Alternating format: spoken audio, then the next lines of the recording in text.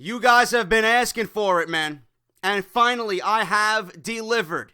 Courtesy of ProWrestlingTees.com, you can now own the official WWE Off The Script t-shirt.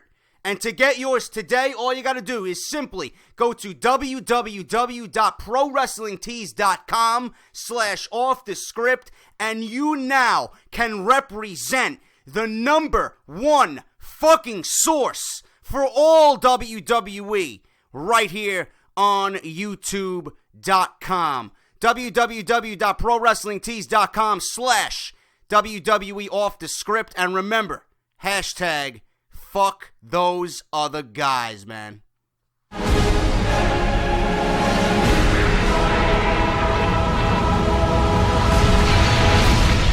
What is going on, guys? JD from New York here, and this is WWE Off The Script, episode number 81, part number 2 for your Saturday morning. Thank you guys so much for spending your Saturday mornings with me right here on the number one fucking source for everything WWE right here on YouTube.com, man. Off The Script in your sub boxes each and every fucking weekend. Now, yesterday's episode was a bit of a negative one, man. I told you there was a lot of negativity, but there was one positive story that we went over yesterday, and that was Bayley. Bayley being praised by the WWE for her fine work down in NXT. There's a lot of people in the back that are saying if Bayley was on the main roster, she would probably grant just as many Make-A-Wishes than John Cena. And she also has the number one selling women's t-shirt in the entire WWE, man. She's doing a great job, and it's been a pleasure watching her grow and just achieve accolade after accolade down in NXT. And she'll be on the main roster sooner rather than later, man. But that was the only positive yesterday out of an entire 30 minutes of part 1 of Off The Script, man, where there was a lot of negativity. Superfly Jimmy Snuka being convicted, or not convicted yet, being charged with manslaughter and the death of his girlfriend back in 1983. Fucking crazy story, man. We had Sunny, a.k.a. Tammy Sitch, doing Skype calls in lingerie, possible pornography. WWE's upset at her. Mark Henry retiring. Then we had the WWE developmental shooting with that psychopath who was obsessed with Lita down in NXT, man. Fucking crazy part 1, man. And the negativity is going to continue today. Sorry to tell you guys, but it's just been a wacky week for WWE, man. I know they just want to go out and get business done. They want to go out and do what they got to do, but all this negativity, man, just seems to be following them around. It's been a bad year, like you guys said. A lot of you guys said in the comments section. It's been a bad year for WWE, especially WWE legends. You know, we had the loss of Dusty Rhodes and Roddy Piper, you know, and now this with Superfly Jimmy Snuka and then Hulk Hogan. It's just fucking crazy what's going on in the world of professional wrestling and in WWE, man. But we're going to get right into that. I got a lot of stories to go over, and one that's going to be very, very controversial, okay? The main story today is Seth Rollins, you know, grabbing the number one spot in the PWI Top 500, man. He is the number one wrestler in the entire world, according to PWI. And I'm going to go over the top 10, and I know some of you who are wrestling elitists are going to be fucking... You're going to be pissed by the top 10. Frankly, I'm pissed by the top 10, to be honest with you. Half of the fucking top 10 don't even belong in the top 10. We're going to go over it. But Twitter, Twitch, Instagram, and Facebook, please follow me all over social media. I'm on Twitter most of the time. You can follow me, tweet me, ask me anything. Follow what's going on the channel. Twitter is your number one bet to, you know, pretty much stay up to date with what I do right here on this channel. Twitch also, man, go and follow my Twitch streams if you're into the WWE 2K15 and eventually 2K16 material on the video game side of things. If you guys are not subscribed to this channel, I don't know what the fuck you're waiting for, man. Hit that subscribe button. This is the number one source, as always, for WWE news and rumors on YouTube.com. Now, let's get into it, guys. We got Seth Rollins and his historic 2015 campaign that has landed him right now, as of Friday, the number one spot on Pro Wrestling Illustrated's Top 500. The 25th annual edition is available for download at pwi.com.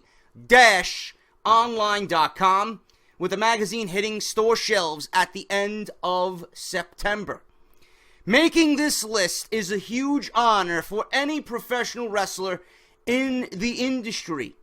The staff used a number of criteria to determine who is the greatest on the planet, including win-loss record, championships, feuds, and quality of competition. Now, here are the wrestlers who cracked the top 10 for 2015. Seth Rollins came in at number 1. He was number 12 in 2014. Coming in at number 2, which I don't believe he is number 2, man. Granted, I've been on his side the majority of 2015. John Cena has gotten better each and every month he's gone out there. He took the United States Championship and pretty much made something that was non-existent and brought it back into relevance, man. Now, I know a lot of you are going to be fucking down in the comment section. Fuck John Cena. Fuck John Cena. Fuck John Cena, right? I know you guys better than I know myself, man. I know it's going to be there. I'm going to wake up in the morning. Off the Script is going to be scheduled for 11 o'clock. I'll check the comments at 12, and there'll be fuck John Cena comments immediately out of the gate, man. I know it. But you got to give him credit for the work he has done for the United States Championship. Guys are probably going to say, I don't know John Cena anything. I don't know him my respect. Fuck him, right? But I'm looking at it as a wrestling fan who doesn't like John Cena. I don't like John Cena's work, character and work. I find it to be stale. I've always found it to be stale. But John Cena and the work ethic that he put in for the United States Championship cannot be overlooked. And the fact that he had a broken nose and he was supposed to miss SummerSlam and didn't, and then was at SummerSlam regardless and gave us a match with Seth Rollins that he gave us, you gotta show him some kind of respect, man. But John Cena comes in at number 2. He was number 3 back in 2014. 12th year in a row, he's been named one of the 10 best in the world. Imagine that. John Cena at number 2. Now, someone who should be ahead of John Cena, and probably Seth Rollins, according to some, I would probably pick Seth Rollins because I'm a WWE guy. AJ Styles comes in at number 3. He was number 4 in 2014. Roman Reigns is number 4. Now, I wouldn't even put Roman Reigns in the top 10, top 20, top 30. He wouldn't even be in the top 50. But Roman Reigns came in at number 4. Number 7 in 2014. Shinsuke Nakamura came in at number 5. He was number 17 in 2014. Randy Orton is number 6. He was number 2 in 2014. Why Randy Orton is even in the top 10 is beyond me, man. I don't understand why Randy Orton is in the top 10. Really. There's a handful of names I would replace Randy Orton with, especially on the WWE side of things, man. I would put Cesaro ahead of Randy Orton. You know? Randy Orton comes in at number 6. He was number 2 in 2014. Jay Briscoe, number 7. He came in at number 38 in 2014.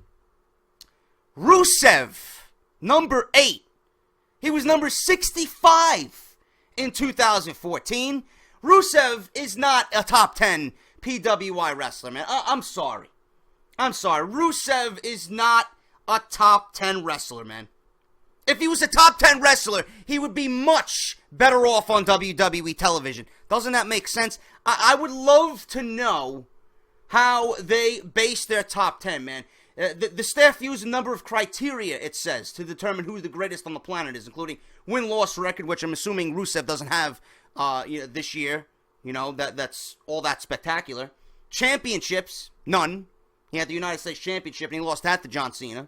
Feuds, he's been in garbage feuds outside of the one he was with with John Cena. And quality of competition, John Cena. That's it. Rusev doesn't belong in the top 10. Alberto El Patron, number 9. He came at number 22 in 2014. And then Kevin Owens, to round out the top 10, he comes in at number 10, number 27 in 2014. Now, I would certainly pick a Finn Balor to be in the top 10. I would pick, who else down in NXT? I would pick a Tyler Breeze, maybe, to be in the top 10 if you're looking on the WWE side of things. Excuse me, guys, I don't watch New Japan Pro Wrestling. I don't watch Ring of Honor. I don't watch TNA, okay? So my wrestling expertise, according to some, or compared to some, may be a little skewed because I'm a WWE guy. That doesn't mean I am less of a fan of the sport than the next guy because I don't watch New Japan. I know for a fact that AJ Styles should be ahead of John Cena.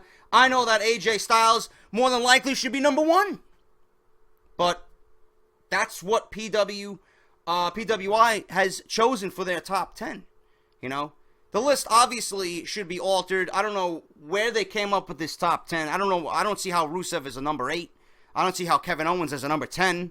You know, I don't see how a John Cena is a number 2. I don't even know how Roman Reigns ranks in the top fucking 50, to be honest with you. Really. You know, even though Brock Lesnar is a part-timer, I would have included Brock Lesnar in the top 10, man. The quality of fucking feuds he's been in, the accolades that he has fucking accomplished this year, dating back to SummerSlam last year, the fucking championship reign that he had. Granted, not all that spectacular, but it's fucking Brock Lesnar, you know. The match quality that he's been in, I would put Brock Lesnar in the top 10 for PWI, even though he is a part-timer. Randy Orton doesn't belong there. Rusev, like I said, doesn't belong there. I don't know what Alberto El Patron has done this year, but I don't think he's a top 10 wrestler. Maybe a top 20, top 30, but I don't think he's a top 10. That's your top 10. Controversial, to say the least, and I know you guys are going to have fun with that down in the comments section, but that is the PWI Top 10 for 2015. Now, here is a look at some of the wrestlers who have earned the number 1 ranking in recent memory from 2014 dating back to 2000. All right, the last 14 number 1s are as follows. Daniel Bryan, John Cena, CM Punk. In 2011, The Miz was number 1. Who takes this fucking magazine seriously? Please. Who takes this magazine seriously if The Miz was number 1 in 2011? Seriously. 2010, AJ Styles. 2009, Triple H. 8, Randy Orton. 7, John Cena. 6, John Cena. 5, Batista. 4, Chris Benoit. 2003, Brock Lesnar. 2002, Rob Van Dam. 2001, Kurt Angle. 2000, Triple H. That rounds out the last 14 number 1s for the PWI 500. Let me know what you guys think about everything down below in the comments. Should make for excellent discussion. Now, speaking of Seth Rollins being number 1, his girlfriend certainly doesn't feel number 1. Effective immediately, World Wrestling Entertainment has terminated the contract of NXT's Zara Schrieber, who is also the girlfriend of current WWE World Heavyweight Champion and United States Champion Seth Rollins. According to TMZ.com, WWE diva Zara Schrieber, the girlfriend of WWE superstar Seth Rollins, has been fired from the organization because of pro-Nazi artwork she posted on her Instagram. Zara posted pics back in 2012 of swastikas and a My Little Pony character dressed as Hitler. One-armed salute and all. She removed the pics, but someone dug them up over the weekend. WWE got wind of it and swiftly fired her due to inappropriate and offensive remarks. Zara said when she posted the pics, "I like history." She also said the swastika means prosperity and luck. It was around way before Hitler turned it into an icon. Apparently the WWE wasn't buying what she was selling. Schrieber recently worked an NXT Live event as the sister to Solomon Crow, which was expected to be her new gimmick moving forward. She was also seen at NXT TakeOver Brooklyn sitting ringside with Seth Rollins. Schrieber made headlines early this year after nude photos of her were released to the public in a hacking of Rollins' cell phone. It was believed that the two had been engaging in a secret relationship while Rollins was engaged to be married to his now ex-fiancée, Layla Schultz. So, Seth Rollins' girlfriend fired from the WWE because of inappropriate and offensive remarks. Someone is fucking texting me. Oh, look, it's Joe Cronin. Joe Cronin is fucking texting me, man. Look at him. Oh, my God. Hey, man, monetize this tonight. If you want to join at 11:30. If not, let's do something this weekend. You name time, and I'll do it. You heard it. You heard it here, right here on Off the Script, motherfucker. Joe Cronin wants to get shit done with JD, man. Look at that shit. Now, getting back to Seth Rollins. What's up, Joe? Hope you're watching. And fucking good shit, man. You fucking gaining subscribers like crazy day by day, man. Soon you'll be at 20, 30, and you've always been supportive of the show, and I'm going to be supporting you, man. You're my number one guy here, and I don't say that a lot amongst the YWC, but Joe Cronin definitely deserves credit, man. He's got great content. He knows his shit. He's got a good team behind him, and I just love his voice, man. He's got a pure radio podcast voice, man. That's why I pretty much gravitated towards him, and he'll always have my respect and my support, man. So go subscribe to Joe Cronin right here on YouTube. I'll leave his link down below in the description. Now, getting back to Zara Schrieber, man, the girlfriend of Seth Rollins. You know, I don't blame WWE for firing Seth Rollins' girlfriend here, Schrieber. You know, a lot of these young superstars have to be a little fucking cautious about what they post on social media, man. That goes for Instagram, Facebook, Twitter, you name it, man. If it's posted on the internet, it stays on the internet forever, man.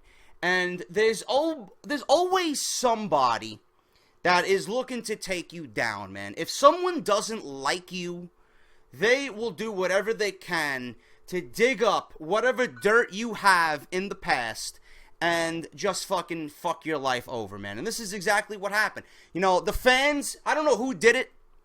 I don't know if it was someone she knew personally or just fucking rabid fans out there who caught wind of this and sent it to the WWE. I don't know what exactly happened here, man. But she tried to cover it up by deleting it. And obviously WWE seen beforehand what was going on. And I don't blame them for firing her. Now, I don't know how much pull Seth Rollins has in WWE. I know he's one of Triple H's boys. Maybe WWE down the line will hire her once again. You know, it doesn't seem to be that big of a story where news outlets are picking up on it. I know TMZ, I don't consider TMZ to be a big news outlet, man. They're fucking tabloid trash. You know, they got a live television show here in New York City on Fox 5. And, you know, obviously they got the, you know, TMZ.com, and they're all over Los Angeles, fucking hounding fucking celebrities, man. But I don't consider TMZ to be that big, man. You know, nobody really caught wind of it. Nobody's really talking about it as of late. The news broke this week, and nobody really made a big deal about it. Maybe Seth Rollins has a little pull to the point where they'll hire her back. But, you know, if you're an aspiring wrestler or if you're looking to get into anything in the public eye, man, you got to be careful about what you post. If you see anything on your fucking timelines, on your Instagram that you think might be offensive and you might not be able to get away with it in today's day and age, delete it, man, because it's always going to come back to haunt you, you know? Everybody closed their MySpace accounts back in the day when MySpace was the big thing, man. You think all because you deactivated and deleted your MySpace accounts. I was actually talking about this at work tonight. You know, you deleted your MySpace accounts, and it's still all over the internet, man. I'm still finding pictures of my MySpace still floating around the internet, man. I'm still getting emails from fucking MySpace about fucking, you know, the shit that I have. I got fucking profile pictures on there, still there, you know, top 10 this, top 10 that. It's ridiculous, man. If you post something on the internet, it stays on the internet. So you gotta be careful. In this case, she wasn't careful. She tried to cover it up. WWE wasn't falling for her bullshit. Yeah, she may be fucking hot, and she may be the girlfriend of Seth Rollins, who's the WWE champion, but, you know, with what is going on in the WWE nowadays, with Jimmy Snuka and fucking Hot Rod passing and Dusty passing, and then Hulk Hogan with the whole racist and homophobic slurs getting all over the place, and the sex tape being leaked, and the audio being leaked, WWE has had so much negativity. They're like, you know what? We're going to cut ties with you right now before this gets even worse, man. So I don't blame them for doing what they did. They're watching their own back. They're doing what they need to do to maintain normal business on a day-to-day basis, man. I don't blame them. So if you're a young aspiring actor, actress, if you're looking to get into the public eye and you have a social media account, man, you gotta be careful, man. Nothing is secret anymore. Nothing. It's to a point where now jobs actually look at people's social media accounts before they fucking hire you, man. It's ridiculous. Social media is a fucking cancer, but we all use it anyway, man, because there's just something about it, man. It's addicting. We have to be on social media. We got to be up to date with what's going on in the public, in the news, with our favorite sports athlete, with our favorite movie star, you know? It's crazy. It's crazy, and, you know, people just love that type of shit. She was unlucky, and she got fired, man. I don't blame WWE, and like I said, Seth Rollins might have some pull. I don't know. They might hire her back, but right now WWE did the right thing about firing her and cutting all ties with what's going on currently in the world of professional wrestling. It was previously reported all over the internet all week that former TNA knockout Sarita, real name Sarah Stock, was possibly making her way to World Wrestling Entertainment to join the NXT brand. Dave Meltzer of the Wrestling Observer radio show has now confirmed that Stock will be heading to developmental, but not as an active competitor. Instead, she will be working as a coach at the Performance Center. At 36 years old, it's doubtful that the WWE officials want to build her up as a diva anyway. Stock had worked as a guest trainer earlier in the year at the Performance Center, teaching NXT divas the Lucha Libre style of wrestling. During her run with TNA Wrestling, Stock had two reigns as one half of the Knockouts Tag Team Champions, one with Taylor Wilde and one with Rosita. She recently announced that she was departing Mexico's CMLL promotion, with her last date for the company coming in mid-September, man. Now, being 36 years old, you know, if I was WWE, I would not put an age limit on what people can do, man. I would love to see Sarita get a WWE contract as an active performer for a year or two, man. Leave her down in NXT, you know, bring her up to the main roster, man. This is the kind of shit, these are the kind of people you need in the WWE, man. On NXT, on TV, on Monday Night Raw, on SmackDown. I really hope the WWE Women's Division makes that turn, and we see a lot of what we see down at NXT on WWE, man. I've been very vocal about the Women's Division. I've been very vocal about what happens on Monday Night Raw. I don't know how they can't get it right, man. It's fucking simplistic.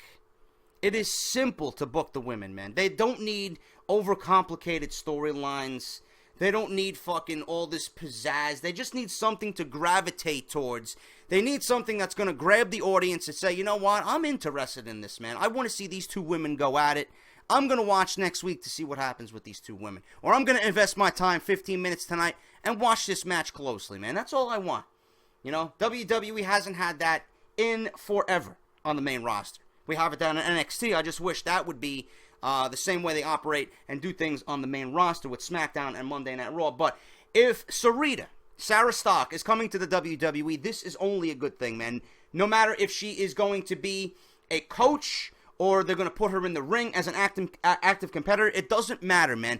Her knowledge and what she brings to the company is worth its weight in gold, man. You know, WWE now with Sarah Del Rey, and they're going to have Stock down there teaching the women that are coming into NXT, man. The future is bright for any woman wanting to go into WWE developmental and be an active performer with World Wrestling Entertainment, man. They got some of the best coaches with Stock coming in, and like I said, with Sarah Del Rey doing fucking wonders down there. It's going to be amazing. And the women's division, man, seems to be getting stronger and stronger and stronger. Triple H is fucking lining women up down there and setting himself up for success. As someone has moved up to the main roster, Triple H is almost immediately replacing them with prime talent, man. You got to give him credit for that. And Sarita coming to WWE, man. Let me know what you guys think about that. If you guys watch CMLL or TNA and you're familiar with Sarita's work, let me know what you guys think about her coming to the WWE and coaching and teaching the women down in NXT at WWE Developmental.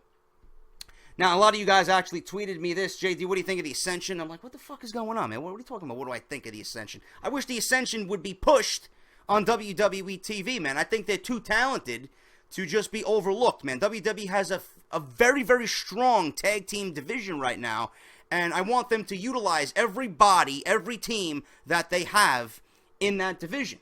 But on SmackDown, according to a lot of you guys who watched, and I read the rumors after the show aired, Stardust has found himself a pair of allies in his war against the man that gravity forgot, or the man that creative forgot, because we see him 1 week and then we don't see him. We see him 1 week and then we don't see him. Neville. This new stable, aptly named Cosmic Wasteland, formed on Thursday Night SmackDown when the Ascension, Connor and Victor, attacked Neville before his match with Stardust. Neville and Stardust have history as they faced each other in a tag team match at SummerSlam in which the former NXT champion teamed with actor Stephen Amell while Stardust paired with King Barrett. Barrett was pinned in that match, and as a result, Stardust felt the need to lay out the Cosmic King on Raw 2 weeks ago, writing him off television so he can film a movie project. For the Ascension, they have been floating around the tag team division since being called up to the main roster, and have struggled to find their footing the past 2 months. No, they haven't struggled to find their footing, man. WWE and WWE Creative pretty much fucked them over with that insanely stupid gimmick that they had, man. Coming out and bashing old tag teams like the Legion of Doom and Demolition. You're not going to get over like that, man. You're not going to get over like... You fucking killed them before they even uttered a fucking word. So what WWE did is that they realized they fucked up. The Ascension really never came back and bounced back from that. All the Ascension had to do to come out last year in December when the Usos regained the tag team championships on Monday Night Raw. I believe it was like the last week of December, man. All they had to do was come out and fucking brutally attack the Usos. That's all they had to do. That's it. And then from there, you put them in fucking squash matches on Monday Night Raw. We see a little bit each and every week of what they bring to the table. And then, boom, you book a fucking tag team title match with the Ascension and the Usos, and that would have been it, man. That would have been it. So the WWE, what do? They bring them in. They fuck them up. They embarrass them. Nobody gives a fuck about them. You got the announce team fucking embarrassing and shitting all over them. Next thing you know, fucking the Acolytes, APA, are fucking coming out, and JBL's giving them lariats, and then they're going into the Royal Rumble and fucking fighting the New Age Outlaws. Give me a fucking break, man. The Ascension was doomed before they even stepped foot on Monday Night Raw, man. They're probably thinking, Jesus Christ, man, what the fuck? We were the longest reigning NXT Tag Team Champions of all time. We were fucking great down in NXT. They got a great reaction on this week's NXT when they, I don't know, I forgot who they fought. Who did they fight? Baron Corbin and Rhino? I believe. I don't know. I don't know who they fought, but I believe that was the team that they fought. I'm not sure if they won either. I don't know, man. I watched NXT, but I was fucking dozing in and out, man. I was fucking exhausted, but they got a great reaction regardless of what I'm trying to say. They got a great reaction on NXT, man. The crowd was happy to see them. They fit down at NXT, man. And like Justin LeBar told me when we were talking about tag teams, man, the Ascension is their entrance. Their entrance is fucking great. They're coming up from the smoke. They got that fucking great lighting. You know, the camera zooms in on them in the ring. WWE took all that away from them. That's exactly his word, what he said, man, word for word. The WWE, once they hit Monday Night Raw, they took that all away from them. And they stripped them down to nothing. So they fucked the Ascension, man. I really wish that the WWE would give the Ascension something great to do and get them going in the tag team division. This is only a good thing that they're working with Stardust, man. It's Cody Rhodes. Cody Rhodes is a great athlete. You know, he's been there a long time. So hopefully that, you know, the Ascension now is working with Stardust, a.k.a. Cody Rhodes, that they kind of get themselves on the right track, but only time will tell, man. You know, the Stardust gimmick has really run its course. I really don't care about it. It is what it is, but right now, the Comic Wasteland stable, Stardust and the Ascension, are going to be going forward in a war against Neville, and I don't know who the fuck Neville's going to get to team with him against this new stable. Comic Wasteland, I believe, one of you guys, or I read somewhere, if you Google Comic Wasteland, I believe it's like a fucking a punk rock band, I believe. So WWE might have to change that name as it might be copywritten. Not really sure about that, or if that name is going to stay. Like I said, only time will tell. But Stardust and the Ascension now are allies in their war against Adrian Neville, or Neville, I should say. All right. The real Sister Abigail may be headed to WWE sooner than we think. On a recent episode of the Woo Nation podcast, WWE Hall of Famer and podcast host Ric Flair confirmed that Micah Rotunda, who is the real-life sister of Bray Wyatt, was trying out with WWE. It won't be in a wrestling role, though, as her tryout will be for a ring announcer position. I would love a ring announcer position, man. I think I could do that good. I would love a referee position, man. Any type of position where I'm either behind a microphone or interviewing somebody or fucking ring announcing. I would love to have a position regardless, doing anything in the WWE, man. Fuck it. I'll get Linda and Shane, not Shane. I wish Shane was still there. Triple H, Stephanie, Vince, whoever, man. I'll fucking go to Starbucks every fucking morning and get them coffee, man. I don't give a fuck. As long as I'm doing something for the WWE. It has been previously reported that Rotunda had received a tryout, but it was unknown at the time what her potential role would be. WWE officials have reportedly expressed interest in bringing a Sister Abigail character to the group to work alongside Bray Wyatt, Luke Harper, and Braun Strowman. If Rotunda receives a contract, she will be the fourth member of the Wyatt family to be employed by the WWE. Her father, Mike Rotunda, is a current road agent with the company and performed in the 1990s as one of my favorite characters on WWF television, Irwin R. Shyster, or IRS, man. And yes, I firmly believe, I stick to my guns on this, and LeBar thinks I'm fucking a lunatic. I always say, Money Incorporated is one of the best tag teams in WWE history, man. Definitely top 10. I don't give a fuck what anybody says. Both of Micah's brothers are also current WWE performers. Wyndham Rotunda currently performs as Bray Wyatt, and in an interesting note, was named after Barry Windham, who was Mike's tag team partner in the 1990s. The younger of the two brothers, Taylor Rotunda, is also known as Bo Dallas. Micah currently works for CW44 TV in Tampa, Florida, and her official Facebook page lists her as a broadcaster and an aspiring entertainer. In addition, her personal website, wheretonextmicah.com, is dedicated to fitness and nutrition, man. I wish her the best of luck, and I'm sure she's going to land a spot in the WWE. All right, guys, one more story before I end this week's part 2 of WWE Off the Script. Adam Rose is apparently a real lemon now. During a match with Jack Swagger on last week's taping of WWE Main Event, the former Party Posse leader debuted a brand new character called, and I kid you not, the Party Pooper. That is fucking awful. I swear to God, that is fucking awful. In addition, Rose also took on Fandango during this week's taping, sporting the same persona. The Party Pooper character right now is being described as a complete opposite of Rose's previous gimmick. Instead of trying to energize the fans in attendance, he criticizes the fans and other WWE superstars for making poor decisions. The turn is being compared to the original formation of Right to Censor, in which both Val Venus and The Godfather flipped their characters upside down upon joining the group. Colossal mistake, man. Legends, fucking Val Venus and The Godfather, man. You're never gonna find characters like Val Venus and The Godfather, man. God damn, that was a fucking great time for WWE, man. Fucking seeing the hose walk down the fucking ramp, and Godfather fucking is doing his shtick in the ring, and Val Venus fucking cutting his promos before he even debuted on WWE TV, man. That was fucking brilliant, man. I loved Val Venus's promos before he even came onto the scene in WWF, man. He had fucking porn promos, and fucking, I believe Jenna Jameson was in one porn promo. It was just fucking classic, hilarious fucking shit, man. If you don't laugh at the shit that WWE did back in the day with Val Venus and Godfather, man, you honestly need to fucking, I don't know, man, fucking develop a funny bone. I don't know, man. It was just great television. It was just entertaining television, man. But they flipped their characters upside down upon joining the group. As part of this new gimmick, Rose came to the ring in black tights, a polo, glasses, and had no entrance music. Not good, man. Since his debut on the main roster shortly after WrestleMania 30, Rose has failed to get over with the crowd.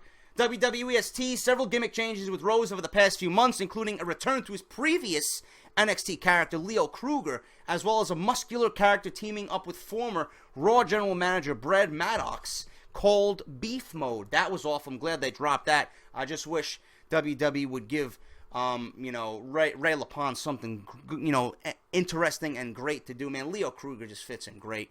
Get him back in the Leo Kruger character. Put him with the Wyatt family. Develop the Wyatt family as a fucking dominating force in the WWE, man. Have them go after all the titles. You can have Bray Wyatt go after the IC title. You can have a mix and match with, the Wyatt family as a tag team. Use the Freebird rule with them just like they do the New Day. The New Day seems to be, turning face right before our very eyes. We could see the New Day in the Freebird rule versus the Wyatts with the Freebird rule and them being heels. It's just a great role, man. I think Leo Kruger would be fucking great with the Wyatt family. But I really don't understand how WWE is sticking Ray LaPon with these shit gimmicks that will never get over. They will never go anywhere. They will never allow him to succeed out of where he is right now. These characters have a fucking ceiling, man. The Party Pooper is just fucking retarded. How is he going to go anywhere in WWE with a Party Pooper gimmick, man? Seriously. The WWE, he should have been fired. If this is how many fucking gimmick changes now? How many gimmick changes has Ray LaPon went into and fucking transformed into? Any other guy would have been fucking terminated and given his pink slip and wished, his future endeavors, man, on WWE.com. But obviously WWE sees something special in Ray LaPon. They might feel bad if they let him go after what happened with that E60 thing, and everybody fucking felt bad for him, and they showed his personal life. But Adam Rose right now, debuting the Party Pooper gimmick. I don't see this lasting a month, 2 months tops. I just wish, like I said, they would go back to the Leo Kruger character and give Ray LaPon something fucking great to do. Put him with fucking main event guys. Get him in something intriguing and interesting, and get him in front of a wider audience so people can say, you know what? Ray LaPon finally got something great to do. Guy's a damn good fucking worker, man. Right where he belongs with the Wyatt family. So I just wish they would do that. But right now, it seems like they're going with this Party Pooper gimmick, man. But that is all I got for Off the Script, guys. Thank you so much for watching me. If you did enjoy, please hit that thumbs up. Greatly appreciated. If you're new to the channel, hit that subscribe button, man. In fact, F5 that fucking subscribe button and take that motherfucker to Suplex City, man. All right? Please check out my sponsors, WrestleCrate.com. You guys want to see my unboxing for August? Link is down below, or you can click the exclamation point in the video and you'll find my unboxing for August 2015. The absolute best monthly subscription service you can subscribe to, man. WrestleCrate.com and on Twitter at WrestleCrates. If you guys want to donate to the show, man, this is something new. I usually don't ask for donations. You guys just do it out of the goodness of your own heart. But if you do enjoy Off the Script, man, and my brand, 81 episodes in, don't be afraid to donate. Donation link will be down right in the description below if you guys want to do that. And as always, guys, buy a fucking t-shirt. ProWrestlingTees.com/WWE Off The Script. $19.99, great fucking quality. And if you're a fan of the show, man, support the show by wearing a Pro Wrestling Tee Off The Script t-shirt. And as always, guys, Joe Cronin as well. Go and check him out. Link is down below to his official Twitter and YouTube page. If you guys want more wrestling news and more wrestling entertainment, Joe Cronin is your man. Go and subscribe. He's going to be hitting 20,000 subscribers before you can fucking even blink, man. Thank you guys so much for watching Off the Script. I'm JD. Again, thank you for watching, and I'll be back with more news and rumors on Sunday morning. The top story for Sunday is CM Punk's debut confirmed for UFC this year, man. When is CM Punk fighting? Who will he be fighting? I got the news tomorrow on Off the Script Sunday, man. Don't go anywhere. I'll see you guys then. Take care. I'll see you guys Sunday morning.